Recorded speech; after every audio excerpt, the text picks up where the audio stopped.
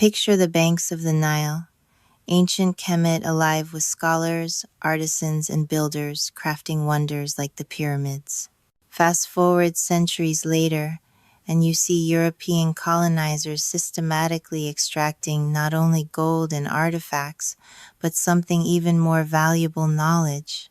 Have you ever wondered how so much of Egypt's genius ended up fueling the Renaissance? That's not coincidence, it's appropriation.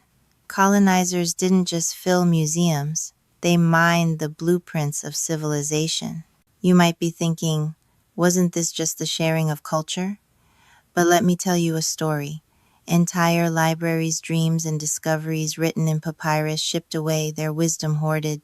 The legacy of Kemet wasn't just lost, it was intentionally encrypted into the foundation of Western wealth and scientific legacy. And here's where our journey begins, unraveling how ancient identity and intellectual property were turned into someone else's inheritance. Let's break down the treasures of Kemet beyond gold, the hieroglyphic scripts, the early treatises on medicine, and the architectural marvels. These are not mere relics. They are repositories of epistemology and cosmology, big words, right? Basically, they're the roots of how we think about knowledge in the universe. Imagine a society mapping stars with pinpoint accuracy, documenting medical procedures like cataract surgeries centuries before Europe even thought about it. That's not myth, that's documented history. But when these texts and blueprints were seized or destroyed, what happened? A blackout in the roots of Black identity. You might ask, couldn't this wisdom have survived in oral tradition? Yes, some did, but most was uprooted, repackaged, and sold back as Western innovation. The real conflict? Who owns wisdom that's been forcibly divorced from its origins? Resolution starts with reclaiming the narrative, naming the looting for what it was, and honoring the brilliance that still echoes in today's science and spirituality. So how did colonizers actually pull off this grand heist of knowledge? It wasn't just one-off looting, it was a system, engineered like a well-oiled machine. Think systematic extraction and cultural erasure, cold technical terms, but devastating in practice. First, expeditions masquerading as scientific missions, European archaeologists mapping, cataloging, then exporting sacred texts and artifacts. Later, these treasures were displayed in European museums, rebranded as discoveries. Now, you might protest, weren't they preserving history? But let me tell you a story.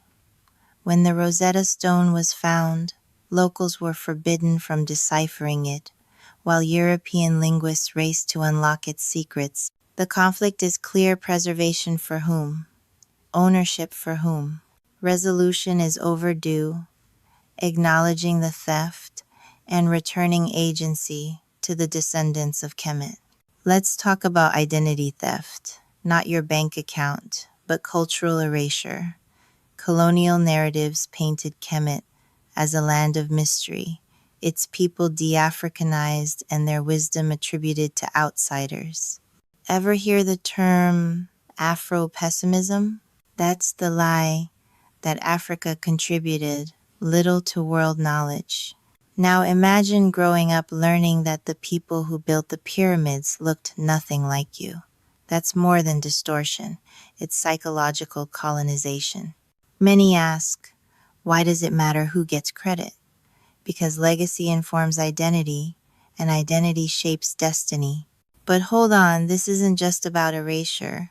It's about rewriting history books, building myths that serve empires, not ancestors. Resolution starts when we reclaim our stories and challenge the myths that have masked centuries of genius. Did you know that knowledge is capital? Think of it as intellectual property, the secret sauce behind inventions, industries, and fortunes. When colonizers appropriated Kemet's blueprints, they weren't just stealing ideas. They were planting seeds for generational wealth. Imagine a world where algebra, geometry, and medicine are extracted and patented by others. That's exactly what happened. Chemets, equations, and healing methods ignited the European Enlightenment, the so-called Age of Reason. You might wonder, is this just ancient history? But look closely, many modern patents and scientific principles trace their DNA back to Nile Valley mines. Conflict arises when descendants of colonizers profit, while descendants of originators are left out of the equation. Resolution means restoring economic as well as cultural justice, equitable access, and acknowledgement. Let's dive deeper. Kemet wasn't just about temples and tools, it was a spiritual hub. Concepts like Ma'at, balance and order, and the Ka, spiritual essence, form the backbone of its society. These aren't just cultural artifacts, they're operating systems for the soul. But colonizers hijacked these mysteries, branding them as occult sciences or hiding them in secret societies. Theurgy and alchemy, technical terms for spiritual practices, became symbols of European enlightenment. Now, you might be thinking, does ancient spirituality even matter today? Absolutely. Many contemporary philosophies and self-help movements quietly borrow from Kemet's principles. The conflict, sacred wisdom twisted, diluted, or commercialized without honoring its origins. The path forward, reconnection, restoring spiritual ownership and integrating ancestral teachings into modern life. Imagine a library where every scroll is a thread in a vast tapestry of knowledge. The Library of Alexandria, once a beacon, was emptied, its papyrus scattered. That silence isn't just historical, it's cultural amnesia. Technical term, manuscript diaspora, the scattering of texts across continents, locked behind glass and language barriers. Another, epistemicide, the killing of knowledge systems. Let me tell you a story. Generations of Kemetic descendants grew up with gaps in their own narratives, missing words, missing heroes. The conflict here is invisibility, knowledge kept from those who need it most. Resolution means unearthing hidden manuscripts, translating, republishing, and sharing them with the world, and especially with those whose stories they tell. Let's talk about the fight for repatriation. What do you do when your ancestral treasures and wisdom are locked in foreign vaults? You demand them back. Repatriation isn't just about artifacts. It's about sovereignty and justice. Two key terms here: restitution, the act of restoring what was stolen, and provenance, the documented history of an object. Both are weapons in the battle for return. You might ask, why is it so hard to get things returned? Bureaucracy, legal loopholes, and sometimes outright refusal. Museums argue they're protecting artifacts, but from whom? The real conflict is about power, the right to tell your own story in your own land. Resolution, grassroots movements, international law, and a global awakening to the need for cultural reparations. Restoring what was stolen isn't just about returning statues, it's about rebuilding memory. Education is the frontline. Curriculums that honor Kemet's legacy are the antidote to centuries of erasure. Let's explain. Curriculum reform, updating what's taught in schools, and cognitive justice, giving all cultures equal weight in knowledge systems.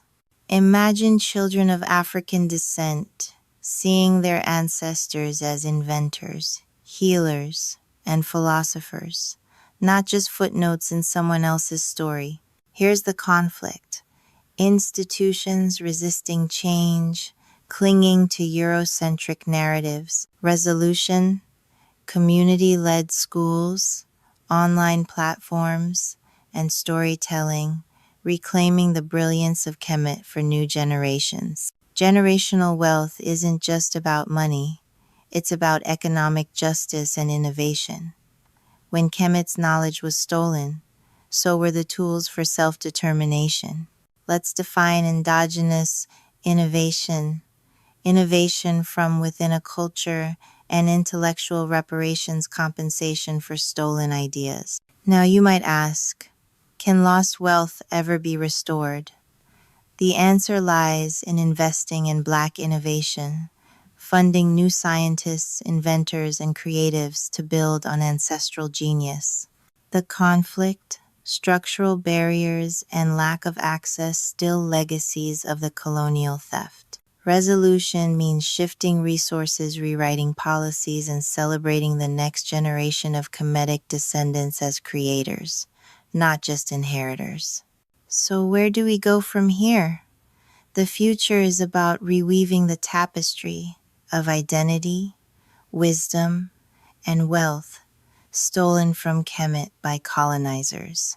Imagine a world where ancestral wisdom sits side by side with modern technology, where the story of Kemet is told by its descendants, not its plunderers. Now you might be thinking, is this just a dream? I say, it's already happening. From community archives to blockchain provenance tracking, the tools of restoration are here. The conflict? Time centuries of loss versus a future of healing. Resolution is a collective act. Reclaim, restore, and reimagine.